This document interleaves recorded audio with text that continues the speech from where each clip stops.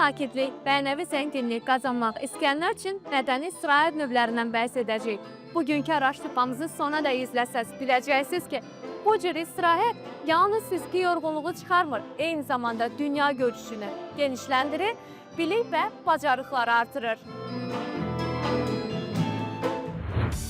Mədəni istirahətin faydalarından, formalarından, kateqoriyalarından, ölkədə təşkil olunan mədəni istirahətlərdən agah olmaq istəyirsinizsə, yaxşısı budur diqqətiniz bizdə olsun.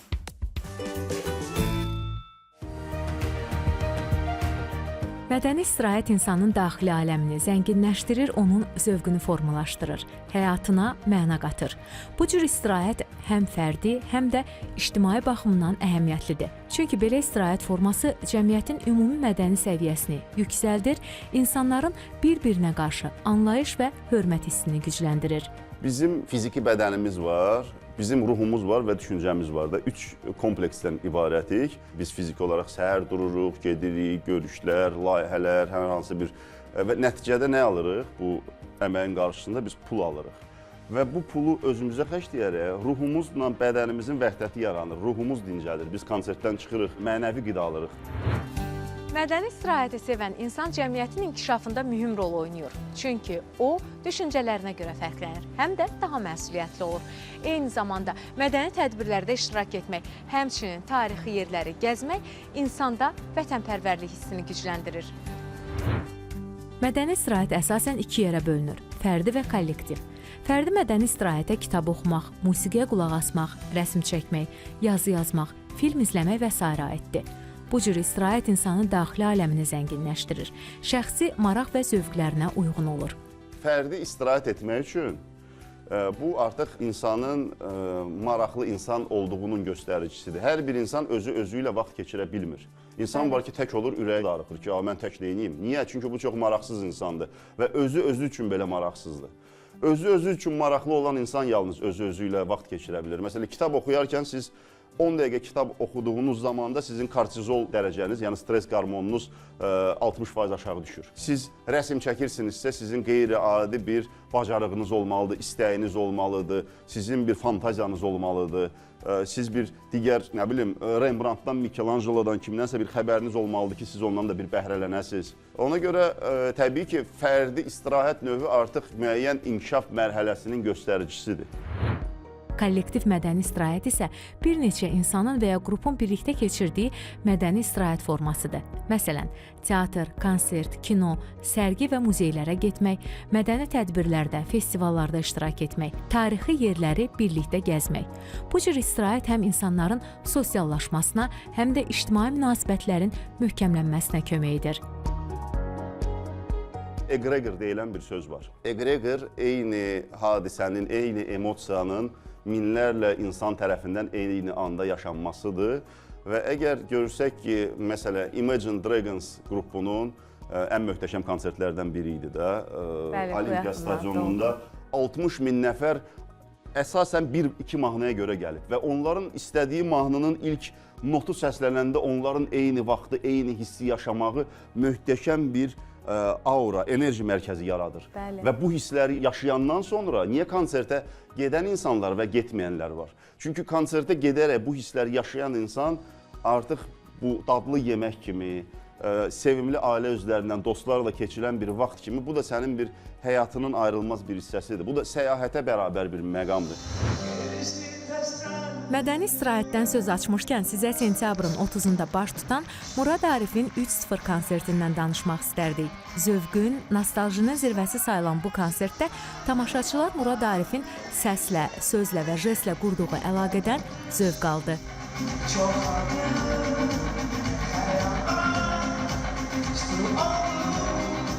Məncə bu konsert öncəki 2 konsertdən yaxşı olacaq. Çünki bu mənim ilk konsertimdir ki, mən çox da həyəcanlı deyiləm. Rahatam. 3-cü konsertdə artıq başa düşürsünüz. Mən 3-cü dəfə Heydər Əliyev sarayında. Biraz həyəcan var təbii ki. Mən bilirəm ki, aşağı düşəcəm o orada səhnənin səsləri falan adamı biraz sıxa bilər. Özümü çox yaxşı hiss edirəm. Çox maraqlı bir proqram hazırlamışam. Mən ümumiyyətlə məyus etmirəm. Gələnlər bilir, şənlənənlər yaxşı xəbərdardır Murad Arif coşqusundan. İndi demək olar da artıq biletlər satılıb, ona görə rahat deyə bilərəm. Röya gələcək. və Röya ilə 2 mahnı oxuyacağıq.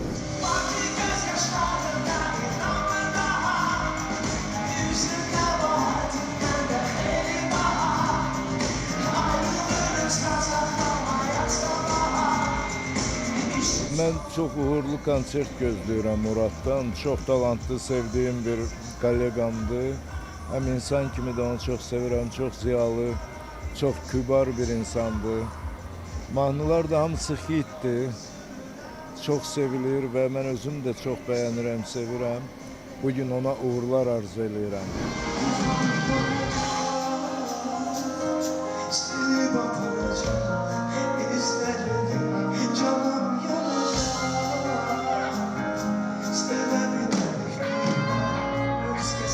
Ona həqiqətən də pərəstişkarlıq edirəm.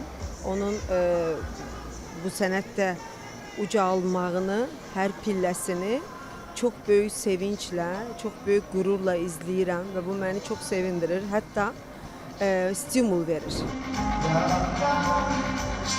Zalda toplaşan izləyicilər ilk andan hiss etdilər ki, qarşılarında çıxış edən sadəcə müğənni deyil, həm də illərin təcrübəsini, enerjisini və səmimiyyətini böyük səhnələrə daşıyan bir sənətçidir.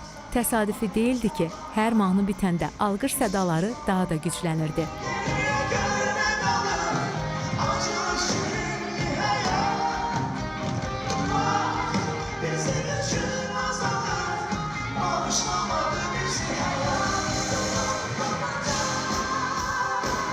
Həmin gün musiqi insanları birləşdirdi. Hər mahnı fərqli bir duyğu oyatdı. Gah həyəcan, gah sevinc, gah da kövrəklik. Növbəti nəğməmi həyatımızda hər zaman yeri görünəcək insanlara həsr etmək istəyirəm.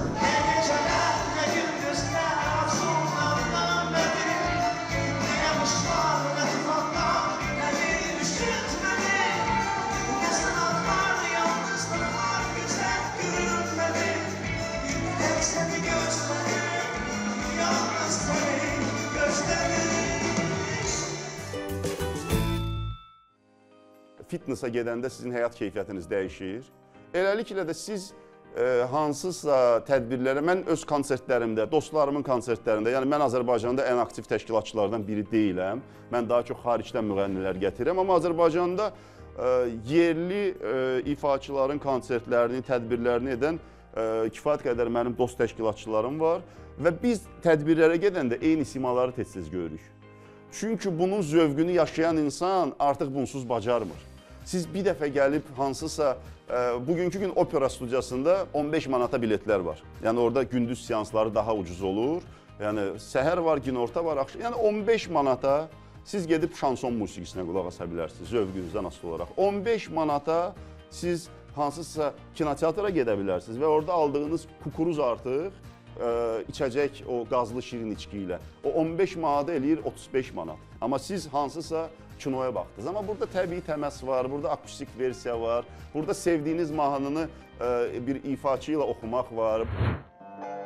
Səhnədə səslənən hər nəğmənin bir həyat hekayəsi var. 24 oktyabr opera studiyasının səhnəsində xalq artisti, sevilən bəstəkar Eldar Mansurovun Nəğmə Karvanı adlı musiqi axşamı da Azərbaycan musiqisinin yaddaşına hopmuş sənət bayramı oldu.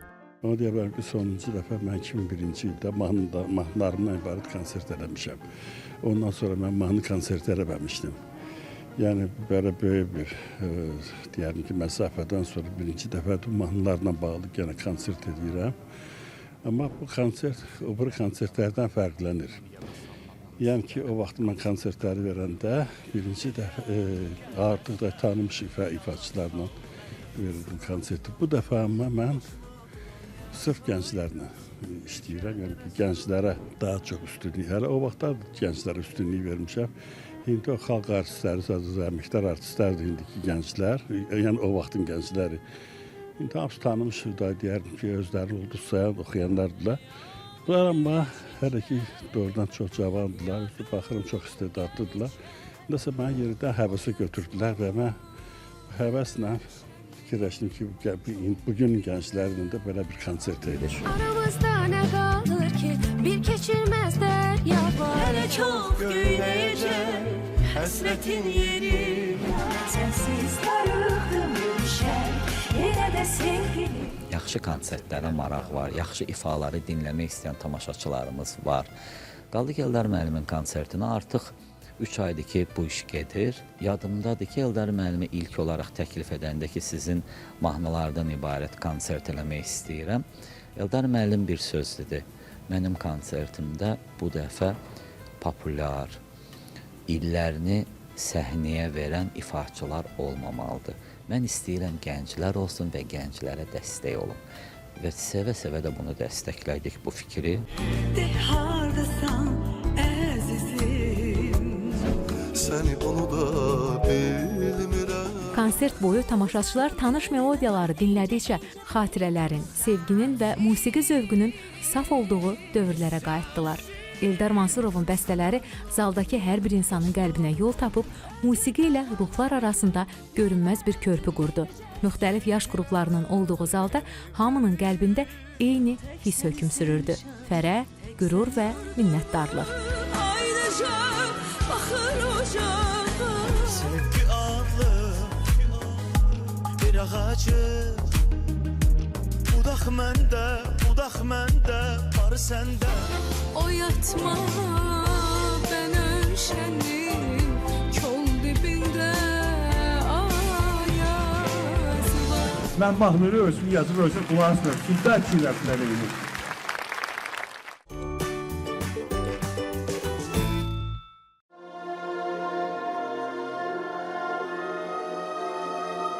İnsan bədəninin, ruhunun harmoniyasını əks etdirən ən incə mədəni istirahət növlərindən biri də baletdir. O, rəqs, musiqi, teatr sənətinin vəhdətindən yaranaraq tamaşaçıya duyğuların dili ilə danışır. Oktyabrın 27-sində Heydər Əliyev sarayında unudulmaz bir sənət hadisəsi baş verdi. Xalq artisti Polad Bülbüloğlu'nun Dədə Qorqud motivləri əsasında bəstələdiyi 2 pərdəli Eşq və Ölüm baleti tamaşaçılara təqdim olundu. Bu sadəcə bir balet deyildi. Bu, milli ruhun, sevginin və taleyin fəlsəfi qarşıdurmasının səhnə dilində təcəssümü idi. 2005, 20 il keçib üstündən. Təbii hər bir bəstəkar üçün onun əsəri çalınanda bu çox böyük sevinçdir. Təbii ki, bir əsər 20 ildir yaşayır və bu 20 ildə onu Rusiyada səhnəyə qoyublar. Yekaterinburg şəhərində hardasa 9 il tamaşa gedib. Belarusiyada, Minsk şəhərində, Minsk'in böyük teatrında bu əsəri səhnəyə qoyublar. Orada da çox böyük uğurla gedib. Bakı teatrında da bu ikinci yenidən canlanmadır. Birinci 2005-ci ildə noyabr ya dekabr ayıdır. Sonra deməli bir neçə ildən sonra bu yeni bir quruluşdur və artıq neçə illərdir bu quruluş səhnədədir.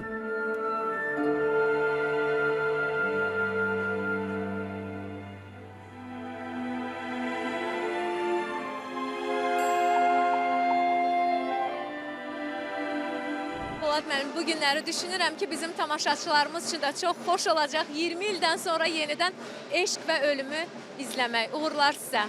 Klassik əsərlər, məsələn, mahnılar daha tez qocalır.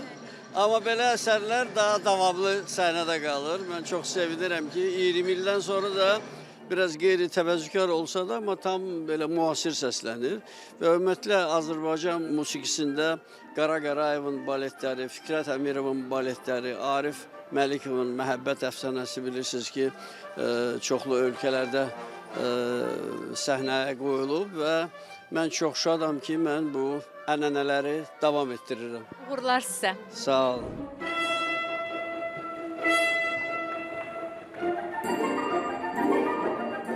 İlk dəfə bu balet qurulanda mən özüm oynayırdım bu baletdə.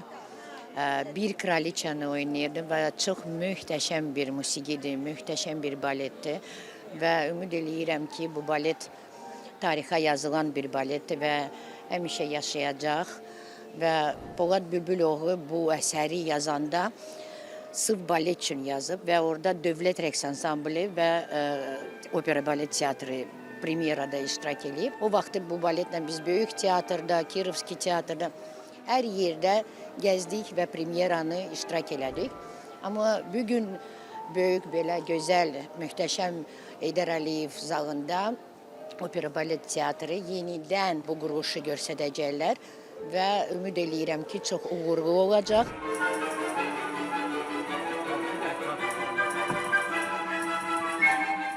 Əslində bu baletin ilk dəfədir ki, izləyicisi olacağam.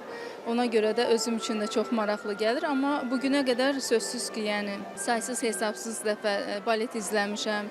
Təəssüratlarım da çox xoş olub. Mən əslində düşünürəm ki, nəinki mədəniyyət sahəsindən olan insanlar, yəni başqa ixtisaslardan, başqa sahələrdən olan insanların da çox istəyərdim ki, marağı olsun, gəlib izləsinlər. Bu əslində sırf özümüz üçün deyil ki, özümüz yazaq, izləyək, həm yaradıcısı bizlər olaq, biz peşəkar musiqiçilər, həm izləyici. Xeyr, biz istəyərik ki, bizim tamaşaçılarımız müxtəlif sahələrdən olsun.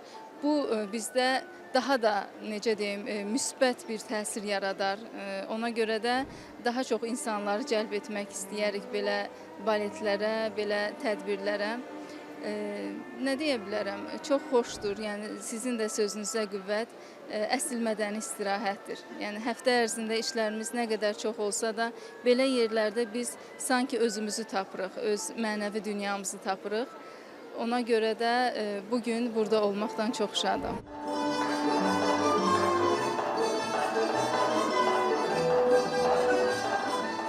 Çox qəribə bir haldır ki, məhz baletə həmişə bizim ölkədə xüsusi bir diqqət olub. Bilirsiniz, bu çox qəribə haldır və çox mən çalışıram, başa düşüm, niyə görə belədir? Yəqin burada da bax sizin bu sualınızın cavabı məhz bu faktdadır ki, belə küllü miqdarda insanlar, tamaşaçılar baletə daha da üstünlük verir ki, çünki yəqin bu tamaşalarda xüsusi bir operada və yaxud konsertlarda almayan bir zövqü və almayan bir hissiyatı gəlib baletdən tapırlar. Bu ruhi istirahət deyir sizə. Məhz budur. Arzu edirəm ki, Polad müəllim dayanmadan yazsın, yenə də yazsın.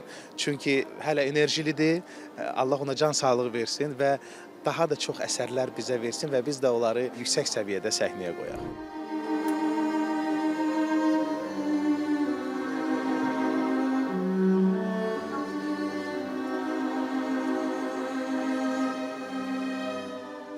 Akademik musiqi sənətinin ən böyük zirvəsi demək olar balet sənətidir. Balet sənətinin təbii ki, tarixi çox zəngindir. Azərbaycanda da balet ənənələri bildiyiniz kimi 20-ci yüzilliyin əvvəllərindən başlayır və bu böyük bəstəkarımız Əfrasiyab Bədəlbəylinin Qız Qalası baleti ilə təqdim olunur. Bugün də çox sevinci bir, qürur verici bir haldır ki, Azərbaycan Dövlət Akademik Opera Balet Teatrı ölkədə ilk dəfə opera günləri layihəsindən sonra balet günləri layihəsini həyata keçirir və çox qürurluyuq ki, bizim Azərbaycanımızın görkəmli bəstəkarı, böyük ictimai xadim, devrimizin canlı əfsanəsi Polad Bülbüloğlu'nun Eşq və Ölüm baletini hazıra seyr edirik və düşünürəm ki, bu bütün balet sevərlər üçün bir bayrama çevriləcək.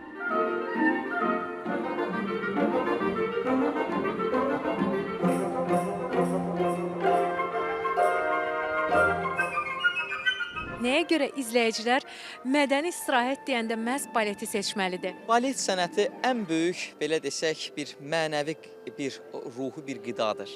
Balet sənəti böyük bir sənətdir. Bu balet sənəti həmçinin böyük bir fəlsəfədir və balet sənəti çox ali bir musiqi sənətinin deyərdim zirvəsidir və məhz balet sevərlər hər dəfə balet nümayiş olunanda onların sevincinin həddi hududu olmur. Eşq və Ölüm əsəri bir daha göstərdi ki, sevgi və fədakarlıq kimi dəyərlər zamanın fövqündə dayanır. Keçmişlə bugünümüz arasında görünməz bir bağ yaradır.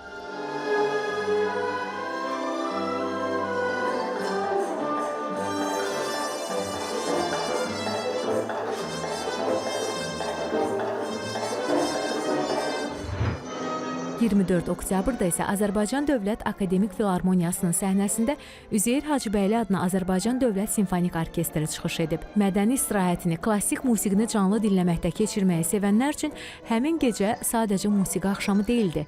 İnsanı düşünməyə dəvət edən duyğu dolu bir səyahət idi.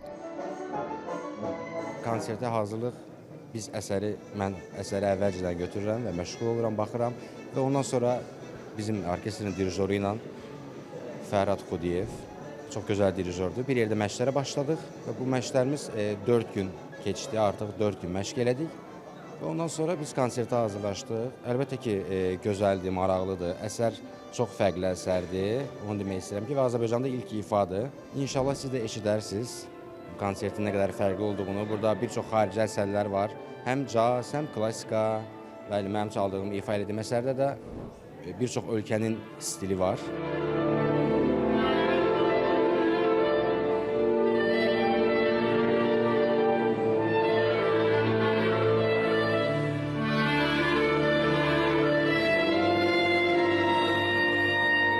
Biz musiqiçilər insanlara musiqini sunuruq, insanlar onu bəyənir və əlbəttə ki, zövqlər müxtəlifdir. Amma ölkədə belə konsertlərin baş verməyi əlbəttə ki, bir çox gəncləri cəlb edir klassikaya, klarnetə. Ölkəmizdə bilirsiniz, yəni klassik musiqi, klarnet deyəndə biraz arxada qalır. Ona görə də belə konsertlərin olmağı ölkəmizdə çox gözəldir və yeni nəsil musiqiçilər üçün çox məncə gələcəyə dair gözəl hərəkətdir.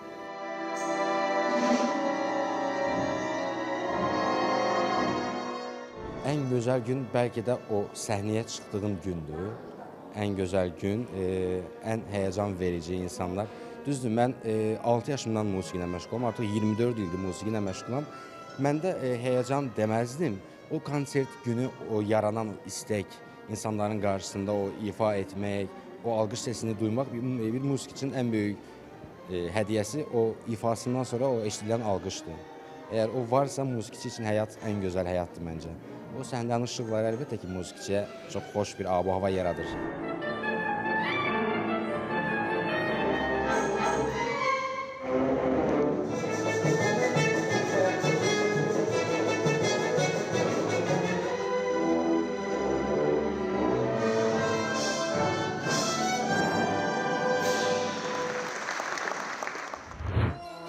Türk və Azərbaycanlı musiqi sevərlərin ortaq duyğular bəslədiyi populyar ulduz Özcan Dəniz 31 oktyabr Bakı Konqres Mərkəzinin səhnəsində möhtəşəm konsert proqramı ilə çıxış etdi.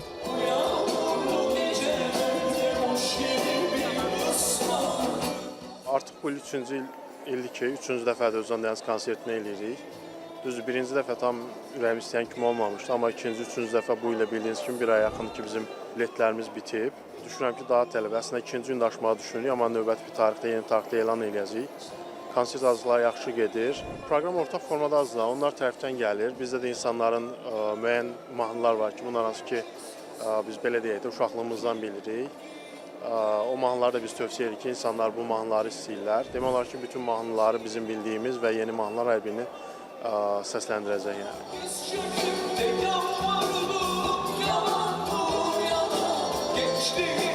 Mən konsertlərə gedirəm, ancaq sevdiyim müğənnilərə. Özcan Dəniz də ən sevdiyim müğənnidir. Keçən ilki konsertinə də gəlmişdim. Çox pozitiv duyğularla ayrılmışdım. Gəldiyim konsertlərdən razı qalmışam. Çox gözəldir. Çox gözəl insana təsir edir.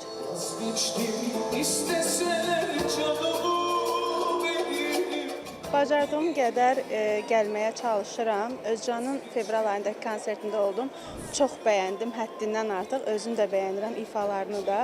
Və ona görə də təkrar bir daha gəlməyi seçdim.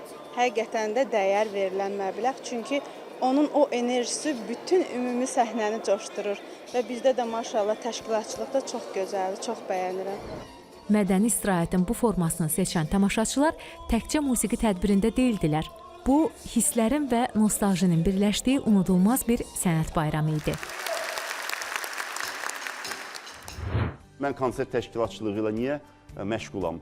Mən həm pul qazanıram və nəticədə insanlar gəlib o alqışla, keyflə çıxırlar zaldan ki, möhtəşəm idi, əla idi. Biz, məsələn, 2000 əfsanələrini eləyəndə Yaşıl Teatrda 2000-ə yaxın adam var idi. İnsanlar öz gəncliyini, ilk sevgisini xatırladılar. Oradan çıxan bu 2000 nəfərdən mən bəhrələnib, nəinki pul, mən mənəvi qida alırdım ki, mən bu 2000 nəfərə fayda verdim. Dostlar, bu çox vacibdir.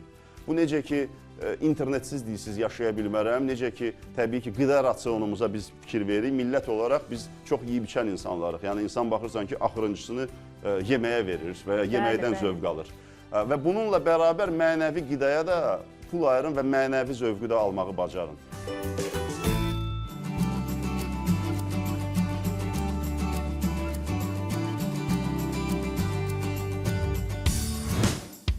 Hər birimiz boş vaxtımızı mənasız deyil, faydalı mədəni istirahətlə keçirməliyik. Çünki mədəni istirahət yalnız fiziki rahatlıq deyil, həm də insanın kamilləşməsi yoludur. Gələn həftə yeni araşdırmamızda görüşənədək. Hələlik!